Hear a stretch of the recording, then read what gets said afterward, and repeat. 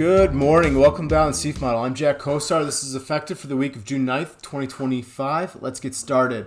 SEAF signals for this week. We retain technology and industrials, and we pick up communication services after consumer discretionary took a bit of a dive. So top three signals here, as per usual: technology, industrials, communication services. Really seeing a lot of strength up here at the top, as you can see by the rankings. Technology is as strong as you can get with a ranking of 3, with the top spot in each the trading, tactical, and strategic quarter. Seeing some real strength in industrials as well, with 3s and 2s across the board, and communication services also showing some major strength with 2s and 4s with overall of 10. Really no ambiguity here in terms of what our top scores are, with the remaining falling into the neutral and avoid bucket. Financials continues its downslide with a negative skew going from 9 to 10 to 11 with an overall score of 30. And again, seeing consumer discretionary taking a little bit of a header after it was up toward the top is actually a SEAF signal last week. Utilities also showing negative skew going from 2 to 8 to 9. Really like to see this organization of the board. Looking at our heat map.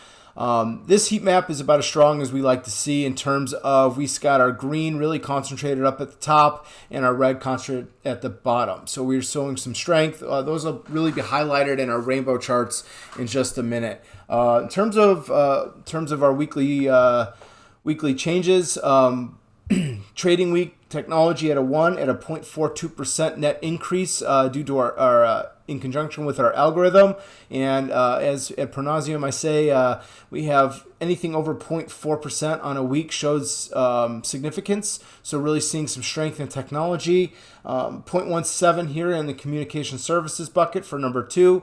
That for number 2 is relatively strong, so we like to see that as well. And then looking at financials, 0.3% outflow, pretty strong outflow. And then same thing, 0.16% outflow on consumer discretionary.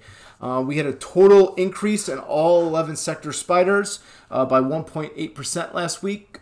Two out of the 5 days were up days.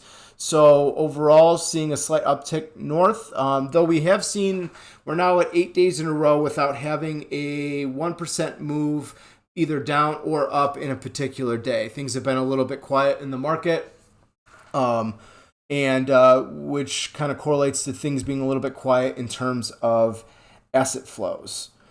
Friday was our biggest day last week, just shy of that 1% threshold. So a little bit of encouragement heading into the weekend. Looking now going into our sector total AUM chart. I like to bring this up lately. Really seeing some positive trends going on. So if you're new, 21-day moving average is this red line. The black line up top is if you added up the AUM for all 11 sector spiders into one number and seeing it trending. And on bottom here, we have a SPY price chart. What we like to tend to see is if we have this AUM number above its 21-day moving average, we tend to see price accumulation in the S&P 500.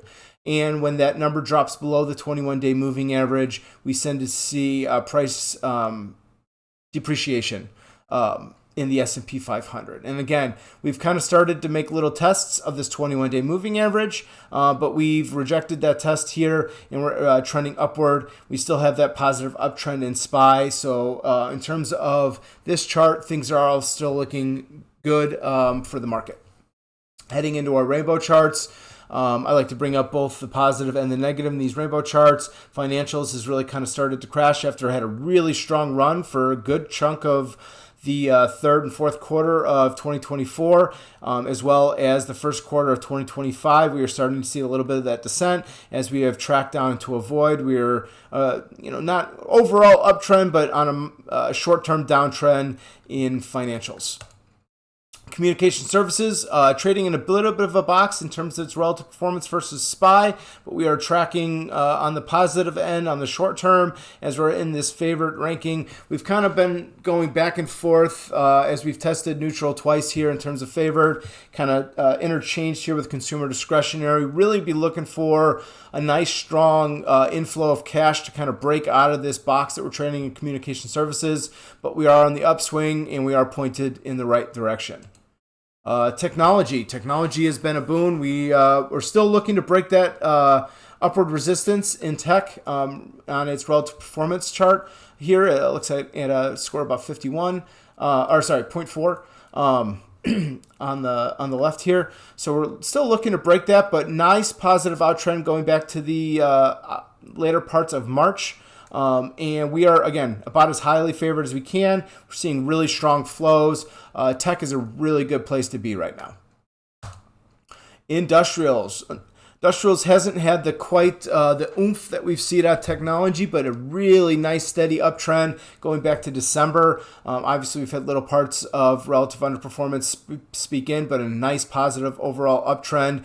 And we're looking to make really relative highs in the relative performance versus SPY going back an entire year. We kind of touched those in the mid part of May, so looking to kind of retest those. Again, positive flows, positive skewed 4-4 to 2 in terms of strategic tactical to trading. Things looking really strong for industrials as well. And last, again, we've been kind of negotiating between communication services and consumer discretionary for the last couple of weeks, and consumer discretionary, as we see, we've kind of tested neutral. We've broken through into the bottom of neutral, really had a strong downtrend or a strong down move in terms of the relative outperformance versus SPY. Still trading in a long but slightly upward trend, but on the near term, really kind of pointed downwards, heading down into that neutral.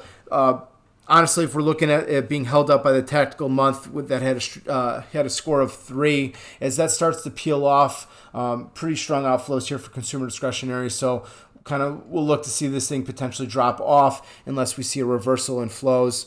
That is all I have this week. I look forward to breaking down the SEAF model with you all next week, and thank you.